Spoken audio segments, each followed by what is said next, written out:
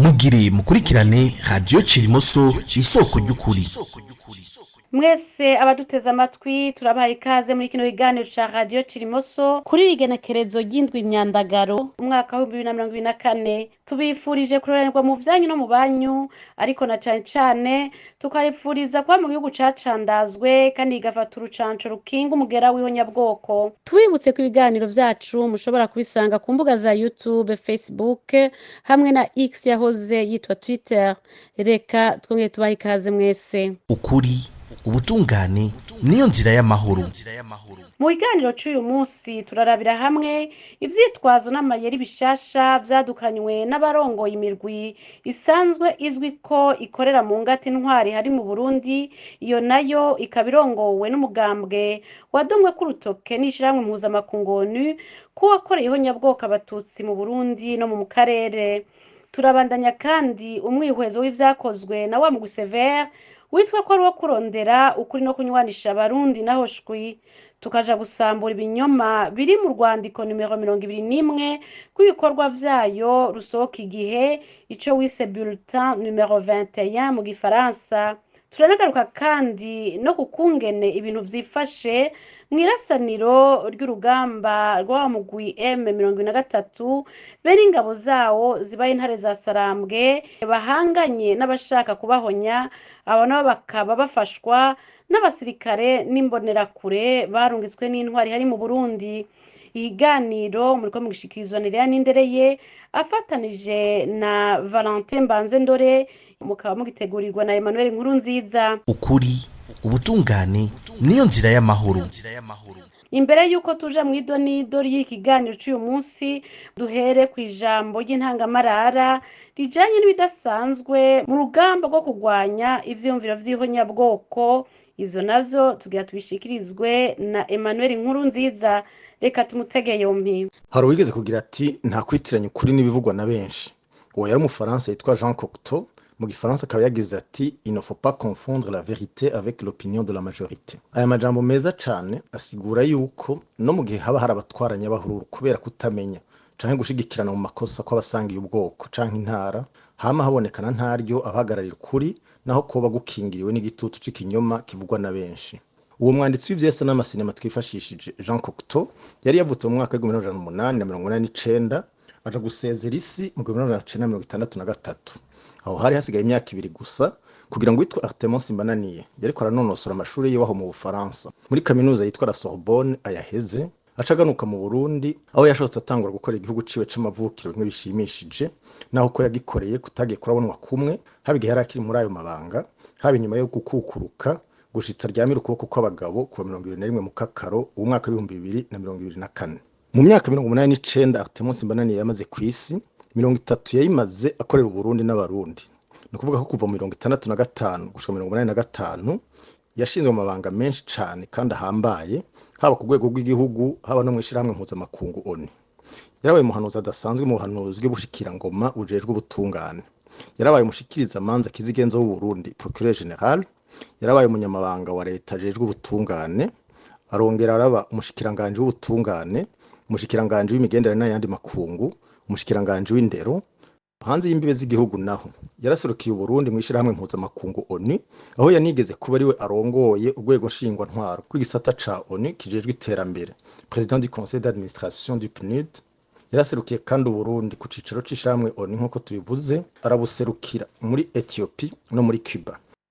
Naho umushinga nta Artemon Simbananiye yaranzwe n'ibikorwa vyiza vyinshi yaranguye ku neza y'igihugu. Hari abarundi eka mbere n'abanyamahanga bamaze imyaka myinshi basubiramo ikinyoma c'uko yigeze gutegura umugambi wo kumara abahutu, mbere bagira ko banagiha izina ngo ni plan Simbananiye. Iki rero nico catumye dushikiriza iri jambo, kuko nk'abantu biyemeje kurwanya ihonyabwoko basanzwe bazi ko iyo rimaze gutegurwa rigashirwa mu ngiro, igikurikira nuko bene kurikora n'ababashigikiye bakurikiza ko guhakana ko ako kabi kabishe bagakoze. Dutegerezwa rero kwerekana ukugene bene kuremeka intebe ishushe Artemon Simbananiye babigize hanini kugira ngo baronke ingene banyegeza umugambi gwabo nyabuna wo guhonya abatutsi mu Burundi.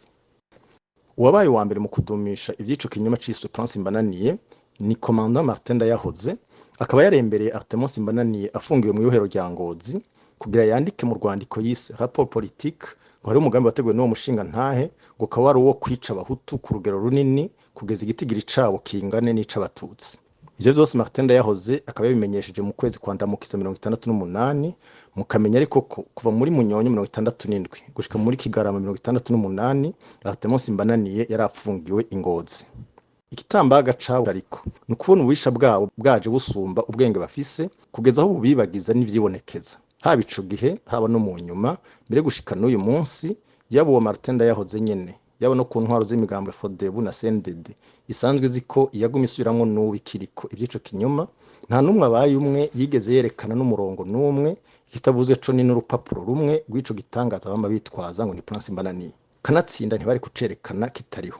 Ico ni cabujije abigira abanyoni nyinshi gusigura ko ngo atakimenyetso ciyo plan ngo cari kuboneka ku bwabo ngo ni kubera imigambi bimwe niyo yamibera mu kinyegero. Koko imigambi mwe niyo y'ububisha irangwa no kubera mu ibanga. Mugabo uravye isi yose aho ibara ry'ihonyabwoko ryaguye haba mu Budagi igihe bwari burongowe n'abanazi umugambi wo guhonya abayahudi solution finale aho wateguriwe harazwi n'itariki n'ikibanza byabereyemo ico bise conference de Vancy aho Vancy nyene n'abayigiyemwo naho yari yanditse mu mvugo ifobetse kandi mu majambo make igipapuro cayo carabonetse. Mushake murenze ko no mu gihugu kibanye c'u Rwanda akanama Theoneste Bagosora yagirishije bagenzi we asigura idonido ry'ingene amarira abatutsi agakarene karimwo ivyo yanditse muri iyo nama ingene bija kugenda ivyo kumarira abatutsi karerekanywe ku cicaro ca sentare mpuzamakungu yashizeho u Rwanda yari ishashi yarusha n'ibindi n'ibindi. Ikindi dutegerezwa kwerekana nukuntu bene gushimikira kuri ico kinyoma c'iswe Plan Simbananiye haba mu gihe uwo bayibesheye ko yaragitwara haba mu nyuma yaho baba bafise ibi bibonyene bashaka kunyegeza. Aha twokwibutsa ku ruhande rumwe ko nkuko vyahavuye bija habona kiriya gihe Martin Ndayahoze yaje kurementanya ico kinyoma ca Plan Simbananiye atanigoye ngo aronderere icemezo yari afise bene abagenzi we umugambi wo guhonya abatutsi wari ugeze kure mu nteguro akaba yawukorana n'izindi ncabwenge z'abahutu ziri mu wari Major Marcien Burasekuye iyo ntwazangabo yo mu bwoko bw'abahutu nyene akaba ari nayo bahiganirwa na Ndayahoze kuzorongora ikizova muri uwo mugambi w'ishano arico bari bise République du Soleil ni kuvuga Uburundi butakivugwamo umututsi. Ku rundi ruhande naho hari ukugene aba iyo FRODEBU aba CNDD FDD Paripe Hutu n'indi migambo ikomoka kuri ubu iyo bahaye bakangisha niyo Plan Simbananiye yabo abacitse ku icumu ry'ihonyabwoko ryakorewe abatutsi abari kujya kwikona bakangisha igikanganyoni canke umuheto utagira umwana. Mu yandi majambo abari kugira ngo babakuremwo agatima ko kurondera ubutungane canke ko kwigwanira hamwe bikenewe. Nuko rero twisanze mu gihugu cuzuyemwe incabwenge z'abatutsi baminuje mu bisata bitanye bibi by'amategeko bibi byakahise n'ibindi byinshi ariko abenshi muri bo bakaba tubahutse n'ubakiriko ngo berekane urwo rwenge ruvanze ububisha abayoboke b'imigambwe ikomoka kuri ubu bamaze imyaka irenga 40 n'iyindi babadindirisha bamwe bagatinya kurukura mu kanwa ngo bavugiye abanyabururi abandi nabo mbere no muri abo banyabururi nyene bavugwa ugasanga baragwicaye ko ngo bohava bitwa intagondwa canke bikura amata mu kanwa n'ibindi n'ibindi. Uko biri kose naho mu bisanzwe mu mwihwezo mwenuyu atawivuga ni ngombwa kumenyesha ko bimwe mu bikurukuru byifashishijwe mu kugerageza kunkanga ngo mpe ubushakashatsi ku vyigwa vy'ihonyabwoko be no kubukoresha mu kuvugira abatutsi bo mu Burundi bagize kwicwa no gutegekwa gukomera amashi ababahekuye. Mu byifashishijwe rero harimo gukwiragiza ku mbuga ngurukana bumenyi ikinyoma kivuga ngo ndi mwene Artemon Simbananiye. Naho byari kuba ariko biri canke bakavuga ibirenze ivyo naho Artemon Simbananiye yoba yava kuruhwa canke mu Rwegura canke mu Marembo canke naho akava mu mirambizo y'igihugu Inyanzarake naho yobaye yava mu Gatumba canke ku Mana za Murore twihweje ingene iryo zina ryiyo ryifashishijwe n'abateguye abashize mu ngiro be n'abashigikira umugambi wo guhonya abatutsi ntacubuje ko tuvuga ibidushikirije uno munsi kugira ngo twerekane ko ibyo bamubesheye ko hari mu ntumbero yo gutegura no gushigikira umugambi wo guhonya abatutsi. Naho intumbero ya Radio Cirimoso atari yo kwigisha ijambo ry'Imana ntitwogenda tutamenyesheje ko mu nyuma Artemon Simbananiye yahavuye akizwa ni kuvuga ko yakiriye Yesu Kristo nk'umwami n'umukiza wiwe nkuko avyiyandikira mu gitabo ciyo yise Mémoire d'un dirigeant burundais dans une période bousculée ku rupapuro rw'amajana 395. Ibi tukavyongera ko kugira ngo bije kumurikira bamwe mu yagiye bakimubika inzikira bumve ko bashobora kuba bahora bakubitira urutoke uwababariye kera kuceye bamwambitse nkuko avyandikira ku rupapuro rw'amajana 396 rw'ico gitabo ciyo nyene yadusigiye duheje kubabwira. nico gituma tugira tuti Artemus Mbaraniye niyiruhukire mu mahoro, natwe abasigaye n'abazodusubirira turushirizeho guhagararira ukuri kujana mu nzira yo kurwanya ihonyabwoko no kudahana. Radio Chirimoso isoko ry'ukuri.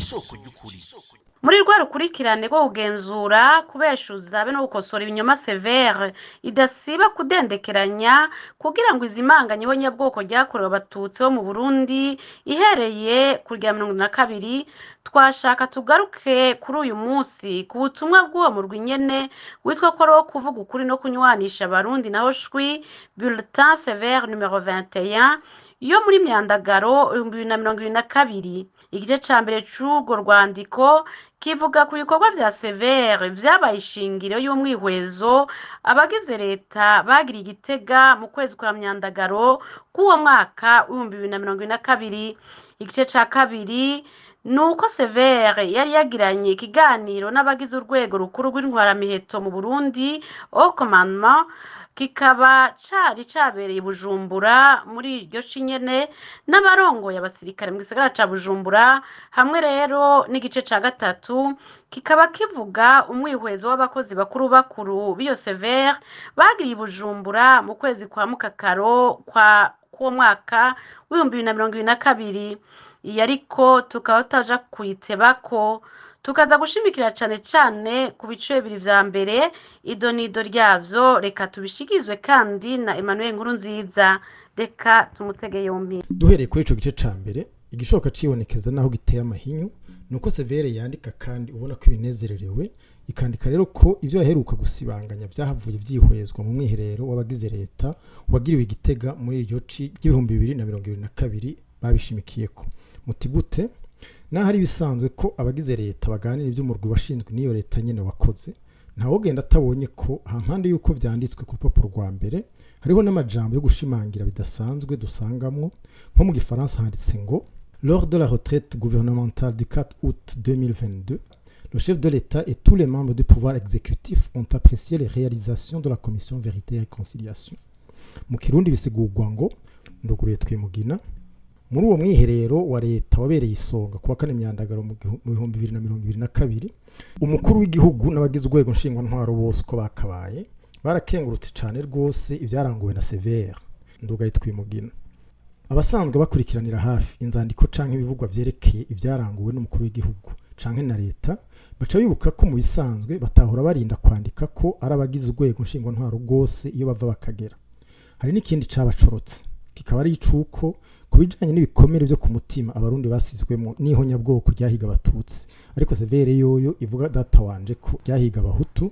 Ngo umukuru w'igihugu rero yarerekanye neza na neza ko abarundi basinzikaye. Mu Gifaransa handitswe ngo le président venait de démontrer au gouvernement burundais que celui-ci dirige un peuple ayant une mémoire blessée et vivant avec beaucoup de traumatisme. Yo kabaye umukuru w'igihugu yosubiriye naho yahagiye bitabereye kubera ari mu bakoze ihonyabwoko, siwe yereka canke ngo abwira abarundi ayo babonye, ahubwo nibo boyamubarira.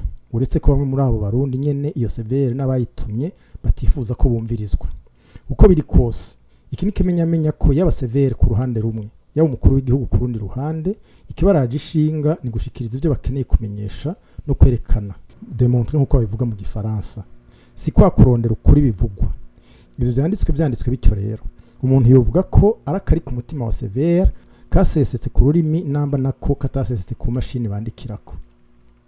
Ikindi naco gihambaye ariko kidashoboka cibonekeza nuko iyo bulletin nyene ya severe iza izimanganya ikintu cose kijanye n'ihonyabwoko ryakorewe abatutsi. Naho dusanzwe tuzi ko ariko bisanzwe bimeze mu bikorwa vy'iyo severe, muri urwo rwandiko hoho yararengeje kuko mu mpapuro zayo zine iyo bulletin nta na hamwe cishamwe ijambo umututsi, ariko abahutu bobo bakavugwa agashika 6 kose namba hatarenga. Kuri ubu habo hava batwagwa na bimwe byo kubangabanganisha équilibrage twahitiye turabona mu ntwaro zahitiye ngo havugwe ko hari umwe mu moko data wanje, maze bakaba bo hava bagira bati ntaco n'abatwa nabo ntibavugwamo. Ariko tweho dutegeze kugabisha no gukebura kugira ntihagire urugwa muri uwo mutego, kubera dusanzwe tuzi ko igihonyabwoko ryahiga neza na neza abatutsi naho hari abahutu be n'abatwa bahitanywe naryo. Ukuri, ubutungane niyo nzira y'amahoro. Igice ca kabiri severe ivuga muri urwo rwandiko cari ikiganiro yari yageneye abarongoye abasirikare uwo mubonano ukaba wabereye mu gisagara ca Bujumbura kwa 29 mu Kakaro umwaka wa 2022. Mu byo bashimikiyeko hakaba harimo uruhara rw'intwaramiheto mu gihe ciryo nyabwoko ryahiga abatutsi. Severe yoyo ikomeza yitwa yishakiye. Igikuru cari uko Severe nkuko abimenyereye bayikurikira babizi yari yagerageje kumvisha intwaramiheto ngo kuwagendanira president Micombero abe umuhisi Capitaine Dieudonné Kinyomvyi hamwe na Lieutenant Ndayikeza basanzwe bazwi ko bishwe nabo bacace benyene muri ubu babishe bazi ngo n'umukuru w'igihugu barashe. Severe rero yoyo muri ico kiganiro yagiranye n'intwaramiheto ikaba yashatse kumvisha bari bahari ko Kinyomvyi yishwe n'intwaro ngo imuhora ko atavi bururi. Ivyo ariko siko biri nkuko vyerekanywe ni televiziyo Renaissance. Hari mu nama yatunganijwe n'umugwi Severe ku barongoye abandi mu gisirikare c'u Burundi. Hari mu bigo vya Messi ntwazangabo mu gisagara ca Bujumbura kwa 29 mu Kakaro 2022. Mu bibazo baganiriye baragarutse kuhavuye icibutso kizwi ku izina rya Monument du Soldat Inconnu kiri muri zone ya Rohero. Aloise Batungwa nayo commissaire mu mugwi Severe akaba yamenyesheje ko ico cibutso ari ca Capitaine Dieudonné Kinyomvyi yahoze acungera ubuzima umukuru w'igihugu Michel Micombero. Yatubwiye ko kimwe mu byayihinduye byavuye ku ntara kuko Kinyomvyi ni umunyamwaro, ubutegetsi bwari buhari nabwo ni ubw'abanyaburundi kugira incungu y'imwaro ngo byarabagora icyo gihe hari muravya cyari mwaro. Ico cibutso ahubwo nico abasirikare bose bitangiye igihugu. Bene ayo majambo afise intumbero yo kubandanya bajyanisha abarundi bafatiye ku ntara n'ubwoko. Duvaje nka bijya umukomisere Batungwa nayo yavuze ngo ijya monument ngo bahavuye ngo bayihindura ngo izina ngo kubera ngo bari bayubatse ngo yitwa ngo monument ngo Kinyomvyi ngo kubera ngo ari ngo umunyamwaro uno munsi bo baca basanga ntibogira ngo intwari y'umunyamurambya uretse ko ari kinyoma, uretse ko abandanya ibinyoma batanguye bavuga bibonekeza ahubwo yuko bija muri ya nzira dusoma mu citwa Plan de guerre du Paripehutu nkuko casohotse mu kinyamakuru L'Humanité citariki 3 mu 1994 aho yerekana mu ngingo zayo 8 ziri mu bice bibiri. Mu gice ca mbere mu ngingo ya kabiri iyo Plan de guerre y'ukoresha no kumara abatutsi ya Paripehutu yavuga yuko abagwanyi bayo inshigo y'iminetse zayo nkuko ziyita ngo zoshimikira ku guteranya abatutsi bava ibururi n'ahandi. Muri Vietnam aho byasiguwe neza ni televiziyo Renaissance ko kubona Severe yarubahutse gucurika ukuri ku rugero nk'urwo ari kindi kimenyamenya cuko ibikorwa vyayo bijanye na wa mugambi wo kwankiriza abatutsi no kubahoranya watangujwe na ubu imbere ya 72 ugakomezwa n'imigambwe yawukomotse ko ariyo Frodebu, CNDD, FDD, tutibagiye rero na Paripehutu yahavuye icika Paripehutu FNL mu 97 ubuhoho ikaba imaze kwitazira CNL ariyo mwumvise rero uwo mugambi yari yawusiguye muri ico kinyamakuru c'abafaransa nkuko vyanditse. Ukuri ubutungane niyo nzira y'amahoro. Mu gusozera ibijanye n'urwo rwandiko rwa Severe naho omenga ni yakera iyo bulletin niyo yanyuma imanitse canke yanditse ku rubuga ngurukana bumenyi bw'uwo murwi. Ibi bigatuma wacu umenga mu mwihwezo wacu twahereye ku musozo dusubira inyuma. Iba ariko ntawe vyojuragiza kuko musanzwe muzi ko radio yanyu ariyo radio Cirimoso yatanguye gusamirana ibikorwa by'uwo murwi Severe bimaze imyaka irenga 8.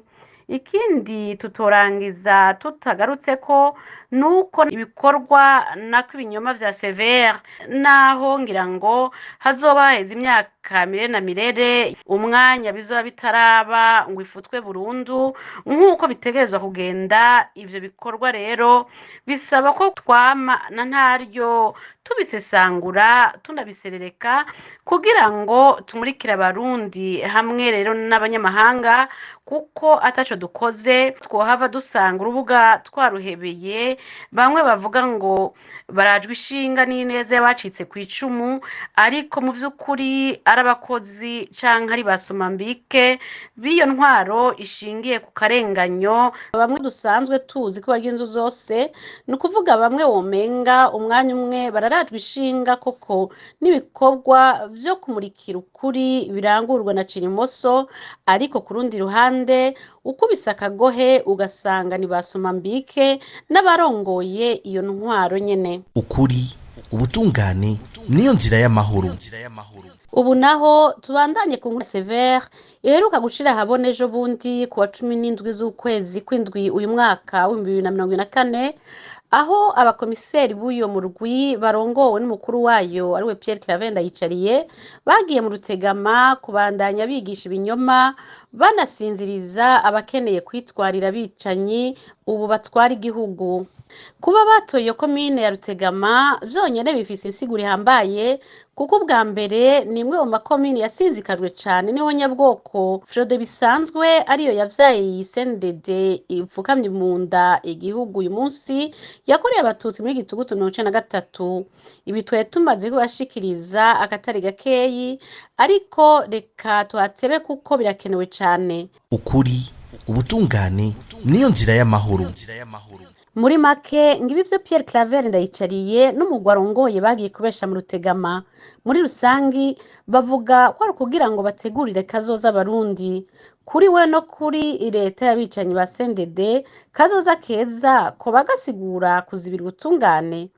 Vyoba canke bisigura ko amadushishitira bakoreyeho nyabwoko abatutsi atakubahana mbere ntitunigisha abarundi sinzi n'isinzi bakuze batagira abavyeyi n'abavukanyi batagira shinge batagira rugero batagira aho baba abandi ari bimuga bamugajwe n'ababagize imfuvyi maze abo bose tukazira kubigisha ko ubutungane ari ngenderwako na cane cane guhana bakozeho nyabwoko aho ryabaye. Kuba rero ubu ari Rutegamira mukiwe birafise insiguro biranafise cane cane ihangiro ribabaje.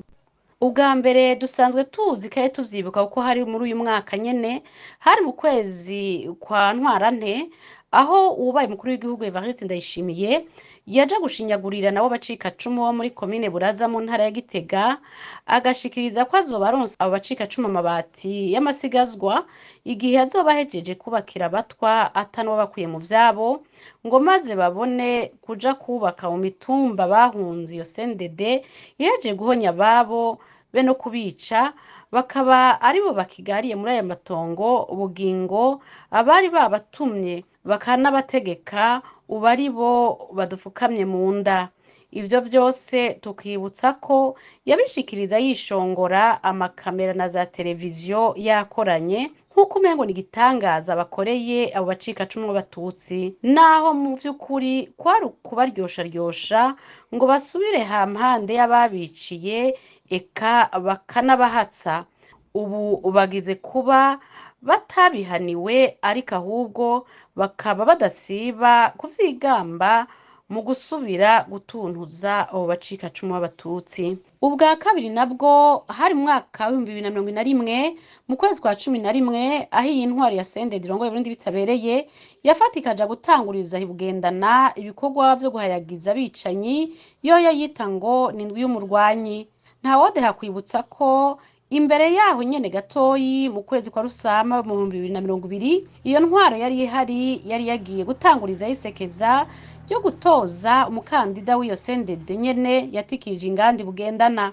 Nkuko womenga ivyo ntibimaze ico gikorwa bari bagitumye Gaston Sindimo nawe akaba yitwa ko ari cegacumu mukuru w'igihugu ico gihe, aho hose hakaba harimo agashinyaguro gakuze kabiri kuko nkuko bisanzwe bizwi abatutsi bahaba kubera bari barokoseho nyabwoko ryakozwe na Sabanyafrodebu mu 1993.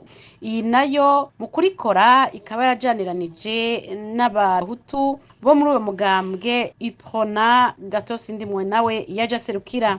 Kuba yarabangutse kubikora biri mu vyatangaje kandi bigitangaje benshi, naho bizwi ko icegacumu mukuru w'igihugu aguma rutwa kandi akagamburukira uwabereye icegera ku mushinga nayo yamize akabuye k'abagabo haragera igihe hagukora ikizira canke kimaramaje ahagarika gushira mu ngiro umwe n'ayo mategeko y'ibigaba vyaba nkenerwa mbere agatanga n'imihoho. Abo kumutuma bizira batamwitanze ngo bamubogoze muri ayo mabanga yiwe nk'uko vyibonekeje kabiri keza mu Burundi, aho nukuvuga mu mwaka wa 2004 n'umwaka wa 2014. Kubijanye n'ingene uwo mugambi ugayitse watangujwe bugendana ni nka bingahe bigoye gutorera inyishu. niki catumye uwo nyene kuja kuwutanguza avyemera? Hoba ari kubera atari umututsi ahubwo yoba akomoka muri Kongo nk'uko bivugwa? Yoba yashatse gukingira akazi n'agahembo?